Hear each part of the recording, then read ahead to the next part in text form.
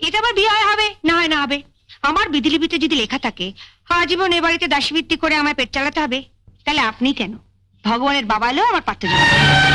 আপনাদের যদি আপত্তি না থাকে ওকে আমি আমার বউ করে আমার বাড়িতে নিয়ে যেতে চাই। আমারও বিশ্বাস হচ্ছে না একটা সাধারণ গ্রাম্য মেয়ের মধ্যে এমন অসাধারণত্ব কেমন করে লুকিয়ে থাকে। আমার বিধিলিপিতে আজ তোমার সঙ্গে আমার বিয়ে হবে বলে বিয়ের বয়স আমার কবে পেরিয়ে গেছে। এতদিন বিয়ে করলাম না কেন? মাঝে সব পেটিগুলোই তো আমায় দিয়ে দিলে। আমি তো এখন পেটিগুলো আপনার পাতে তুলে দিচ্ছি, যখন গাদার মাছ খাওয়া আমি শিখে ফেলেছি। কিন্তু মাস্টারমশাই, আপনি যখন আপনার পাত থেকে আমার পাতে পেটিগুলো তুলে দিতেন তখন কিন্তু পেটি ছাড়া আপনি খেতেই পারতেন না। আরে খাবো খাবো, বাবলু বড় হয়ে যখন চাকরি করবে তখন দেখো রোজ এই সাইজের পেটির মাছ আনবে। আনবি না? কি হলো মাস্টারমশাই, খান।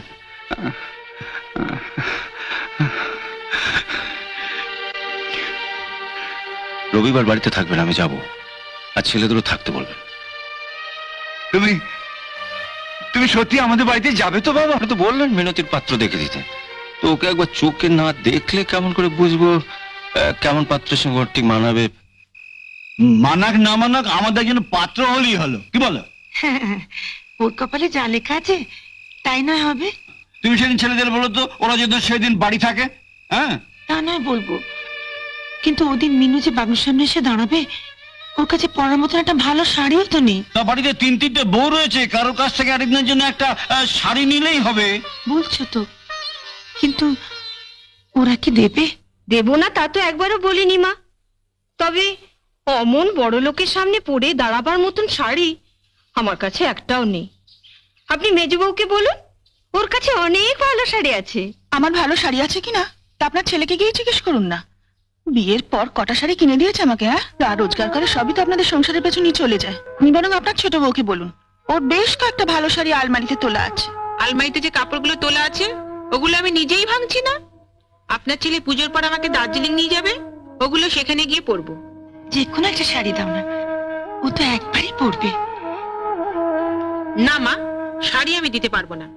আর তাছাড়া আপনাদের বাবলু তো মিনুকে দেখতে আসছে, শাড়ি দেখতে তো আসছে না।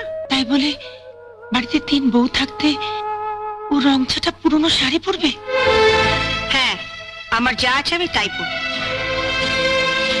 বাড়ির একটা কাজের মেয়ের শাড়ি এর থেকে যে ভালো হয় না, সেটা তোমাদের ইন্দ্রলীল বাবুর খুব ভালো করে জানা আছে। বাবার উপর চড়ছিস কেন? তোর বাবা কি চাইবে না যে বাবলু তোকে পছন্দ করুক? চড়ছি তোমায় কে বললে? আমার তো অবাক লাগে, দাদাদের অত কথা শোনার পরও তোমরা আমার জন্য পাত্র জোগাড় করতে ছুটলে। পাত্র জোগাড় হলেই বিয়ে হয় না, বিয়ে দিতে গেলে টাকা লাগে, আর অতগুলো টাকা বাবা। টাকার কথা তোকে ভাবতে হবে না।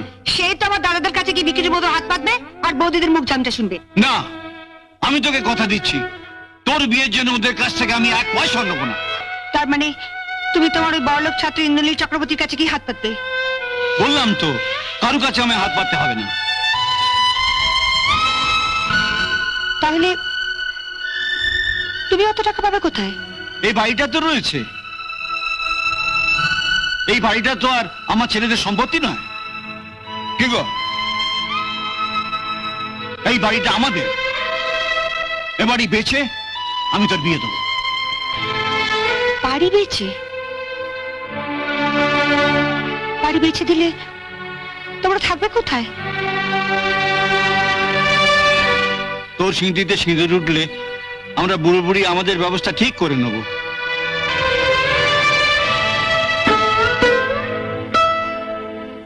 আমার না হয় টাকার অভাব আছে, কিন্তু গায়ে ছাত্রের তো অভাব নেই মা। আর আমি তো ছাত্র পড়ানো এখনো ভুলিনি।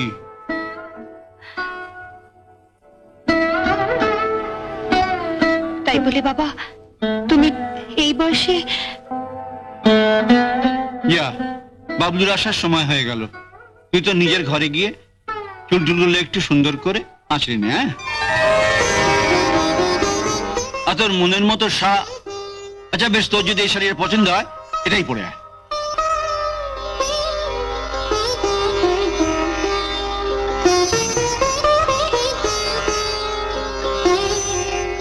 যা।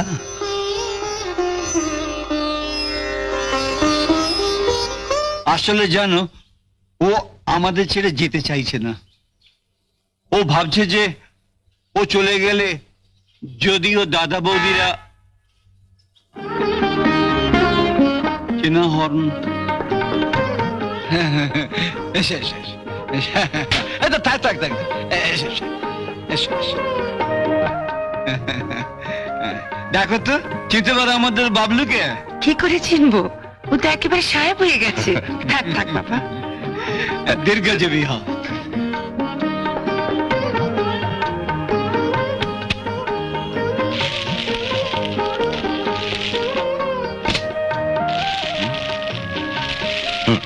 বাসমা, এটা আপনার। বাসমা, এটা আপনি পড়বেন। হ্যাঁ, এসবের কি দরকার ছিল বাবা? মুখে যাই বলো, মনটা কেমন খুশিতে ভরে উঠেছে বলো। তোমার নিজের ছেলেরা কি কোনোদিন? বাসমা, মেনু কোথায়? ঘরে আছে বাবা। আচ্ছা, ওকে এটা দেবেন। হ্যাঁ, না না না, দিয়ে এসো দিয়ে এসো। তুমি বসো বাবা, আমি এক্ষুনি ওকে নিয়ে আসছি। দেখি দেখি দেখি দেখি দেখি দেখি দেখি দেখি মুগাসি, মুস্তাক সিল্ক। রংটা কেমন মেরমেরে। দাঁড়া দাঁড়া, আমি দেখি আমি দেখি। আরে ছাড়, দাঁড়া, পরে দেখবে। দাও, ভিতরে বাবলু বসে আছে।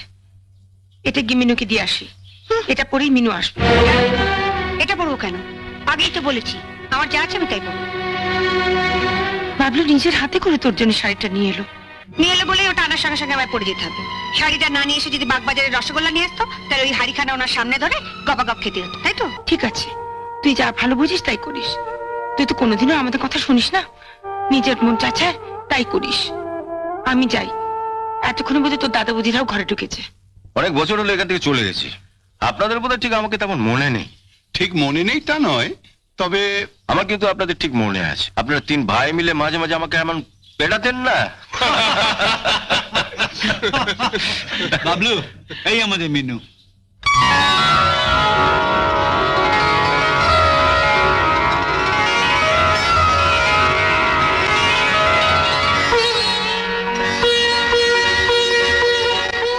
বস।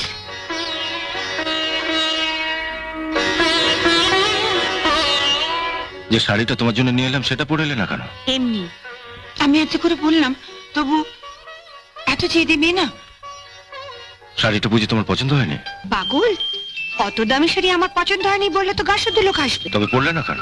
আর তাছাড়া সত্যি কথা বলতে কি, আমি গরিব স্কুল মাস্টারের মেয়ে, অত দামি শাড়ি পরার অভ্যেসও আমার নেই। আপনি আমার জন্য পাত্র খুঁজে দেবেন বলে দয়া করে আমায় দেখতে এসেছেন। আমি ঠিক যা তাই দেখে গেলে আপনার বোধহয় পাত্র খুঁজতে সুবিধা হয়, তাই না? কবে আপনি আমাকে দেখবার জন্য পাত্রকে নিয়ে আসবেন সেটা নিশ্চয়ই আগে থেকে বাবাকে জানাবেন। আমি আপনাকে কথা দিচ্ছি, তার আগে আমি এই শাড়ি পরাটা অভ্যেস করে ফেলবো। আর পাত্র এলে আমি এই শাড়িটা পরে দাঁড়িয়ে বলবো শাড়িটা আপনি আমায় দিয়েছেন। তাহলে তো আর আপনার আফসোস করার কিছু নেই, ঠিক না? বাহ, খুব সুন্দর কথা বলো তো তুমি। সুন্দর অসুন্দর জানি না, যা মনে আসে তাই বলি।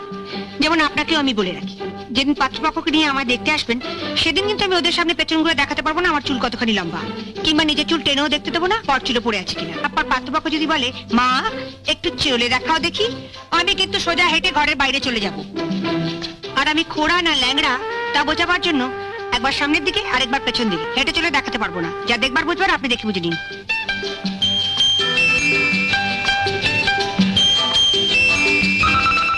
বুঝলেন তো?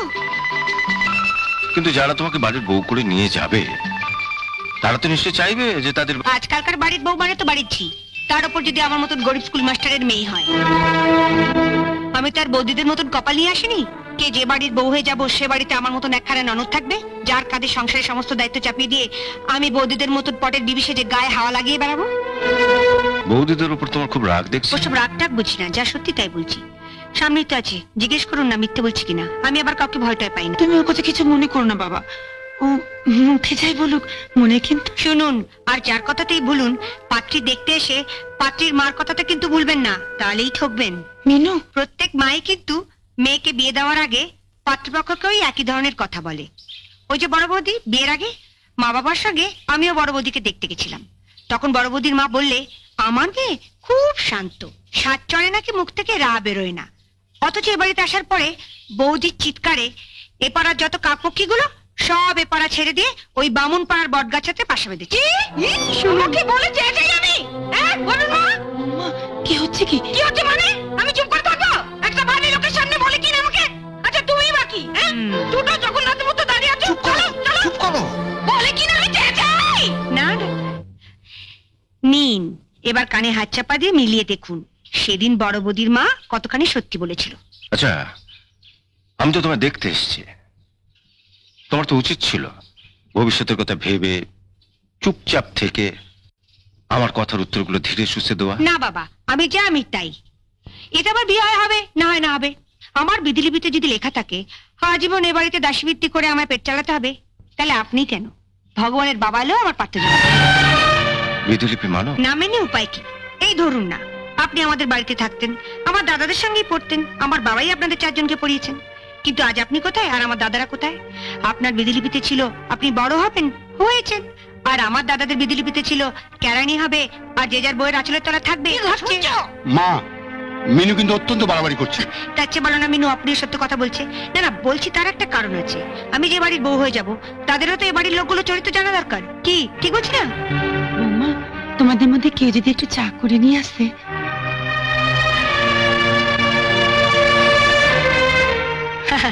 কাদের কি বলছো মা? এ বাড়িতে আসার পরেই তো বৌদিরা ভুলে গেছে ককাপ চায় ক চামচ চিনি দিতে হবে। তাই আমিই যাচ্ছি। মিনুর কথাবার্তা শুনে ওকে তুমি ভুল বোঝো না বাবলু। আমি না হয় ভুল বুঝলাম না মাস্টারমশাই, কিন্তু ও যেরকম মেয়ে, ওর উপযুক্ত পাত্র কোথায় পাই বলুন তো? হ্যাঁ শুনুন মা শুনুন, আমরা না হয় পরের বাড়ির মেয়ে, বিয়ে হয়ে এ বাড়িতে এসেছি বলে আপনার মেয়েকে না হয় সহ্য করতে পারি না, কিন্তু উনি তো। আমি তো সেদিন মিটিং এ বলেই ছিলাম, বিয়ের জন্য টাকা টাকা করছেন, আগে খুঁজে দেখুন পাত্র পান কিনা। আমরা ওকে কত ভালোবাসি, আর ও কি না আমাদের নামে ঝাঁটা বলে গেল। হ্যাঁ সত্যিই তো, জেনে শুনে তো আর ওকে পরের বাড়ি বউ করে পাঠানো যায় না। বলে কিনা আমরা বউয়ের আঁচলের তলায় থাকি। উনি তোমার ছাত্র ছিলেন ঠিকই বাবা, কিন্তু ওনারও তো একটা মান সম্মান আছে। তোমার মেয়ের পাত্র খুঁজতে গিয়ে উনি তার মান সম্মান খাওয়াবেন না? ওকে আমি রাত দিন কত বোঝাই, ওরে একটু মুখ সামলে কথা বল, আমি তোর মা, আমি বুঝি তোর দুঃখটা কোথায়, কিন্তু বাইরের লোক তো তা বুঝবে না। কিন্তু কে কার কথা শুনে? তুমি একবার দেখো না বাবা, দোষগুণ তো সবারই থাকে।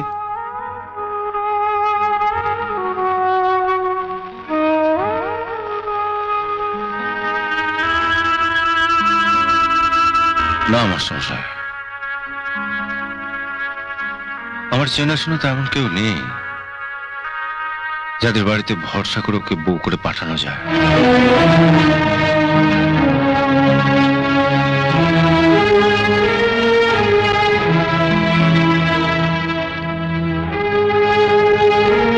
ওকে যদি নিজের চোখে না দেখতাম তাহলে না হয় একবার চেষ্টা করা যেত, কিন্তু একবার যখন ওকে নিজের চোখে দেখে ফেলেছি, ওর চরিত্রটা জেনে ফেলেছি, তখন তো আর ওকে কারো ঘাড়ে চাপানো যাবে না, তাই না? হ্যাঁ ঠিকই বলেছে, অন্য কারো ঘাড়ে চাপানো যাবে না। তাহলে কি ওকে যখন নিজের চোখে দেখে ফেলেছি, তখন অন্য কোনো বাড়িতে বউ করে ওকে পাঠানো যাবে না। আপনারা এখানে সবাই আছেন, আপনাদের যদি আপত্তি না থাকে ওকে আমি আমার বউ করে আমার বাড়িতে নিয়ে যেতে চাই। আরে এ কি করছো? ছাড়ো ছাড়ো ছাড়ো, আটকে তো যাবে। ছাড়ো ছাড়ো ছাড়ো, আমি তুলছি। আরে না না, আরে আমাকে জামা তুলতে দাও। বলছি আমি তুলছি, তোমাকে তুলছি। আরে কে বলেছে? আমাকে এক টুকরো দাও। না। ইস, শাড়িতে কিরকম চায় দাগ লেগে গেছে।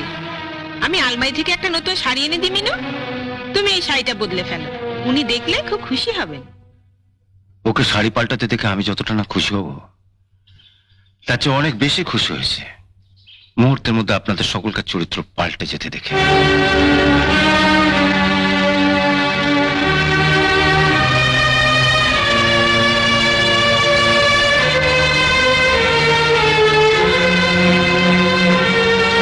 তুমি ঠিক বলছো তো বাবা?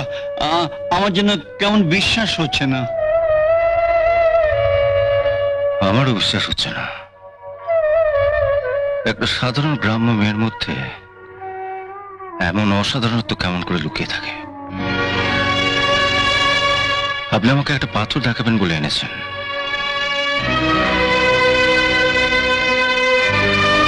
কিন্তু এ তো সাধারণ পাথর নয়, এ তো পরশ পাথর। মিনু, তোমার মতন আমিও বিজলিপি মানি। আমার বিজলিপিতে আছে তোমার সঙ্গে আমার বিয়ে হবে। বলে বিয়ের বয়স তো আমার কবে পেরিয়ে গেছে, এতদিন বিয়ে করলাম না কেন?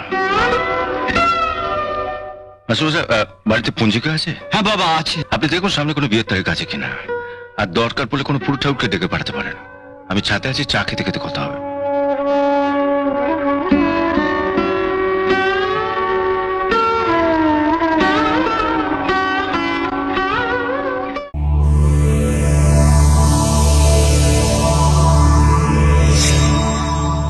এমন আরো অনেক ভিডিও দেখতে এই চ্যানেলটি সাবস্ক্রাইব করে নিন এবং পাশের বেল আইকনটি প্রেস করে দিন।